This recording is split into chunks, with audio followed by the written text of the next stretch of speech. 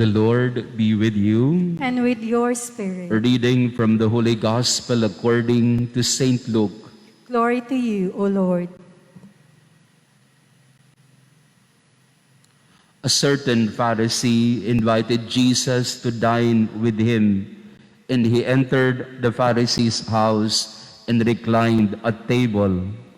Now there was a sinful woman in the city who learned that he was at table in the house of the Pharisee. Bringing an alabaster flask of ointment, she stood behind him at his feet weeping, and began to bathe his feet with her tears. Then she wiped them with her hair, kissed them, and anointed them with the ointment. When the Pharisee who had invited him saw this, he said to himself, "If this man were a prophet, he would know who and what sort of woman this is who is touching him, that she is a sinner." Jesus said to him in reply, "Simon, I have something to say to you." "Tell me, teacher," he said. Two people were in debt to a certain creditor. One owed 500 days' wages, and the other owed 50. Since they were unable to repay the debt, he forgave it for both. Which of them will love him more? Simon said in reply, "The one, I suppose, whose larger debt was forgiven." He said to him, "You have judged rightly." Then he turned to the woman and said to Simon, "Do you see this woman? When I entered your house, you did not give me water for my feet, but she has bathed them with her tears and wiped them with her hair. You did not give me a kiss, but she has not ceased kissing my feet since the time I entered. You did not anoint my head with oil, but she anointed my feet with ointment. So I tell you, her many sins have been forgiven, hence she has shown great love. But the one to whom little is forgiven loves little." He said to her, "Your sins are forgiven." The others at table said to themselves, "Who is this who even forgives sins?" But he said to the woman, "Your faith has saved you. Go in peace." The Gospel of the Lord. Praise to you, Lord Jesus Christ. Magandang umaga sa inyong lahat, mga kapatid. Gayon din naman kasama natin sa Facebook Live. Ang babaeng ito na binabanggit sa Ebanghelyo ay hindi si Maria Magdalena. Madalas sa hindi na pagkakamalan ang babaeng makasalanan na ito raw si Maria Magdalena. They are two different characters. Napakaganda ng sinabi ni Jesus sa babaeng makasalanan. Ang sabi niya sa kaniya, kung sino man daw ang namatawad ng malaki, ay nagmamahal ng malaki. At kung sino man ang namatawad sa maliit, ay nagmamahal din ng maliit lamang. Sa ating panahon ngayon at karanasan, ito ay totoo pa rin na nagkakaroon ng pagbabago sa isang tao pagka mayroong pagmamahal.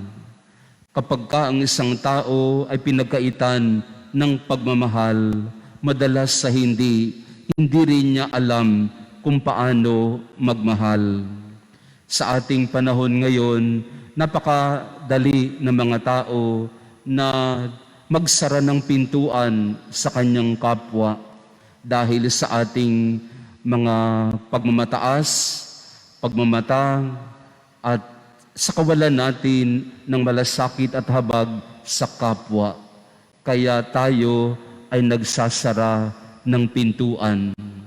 Pero ang susi sa pagbabago ng tao ay ang pagpapatawad, ang pagmamahal, ang pagtanggap. Ang pagkamuhi, nagsasara.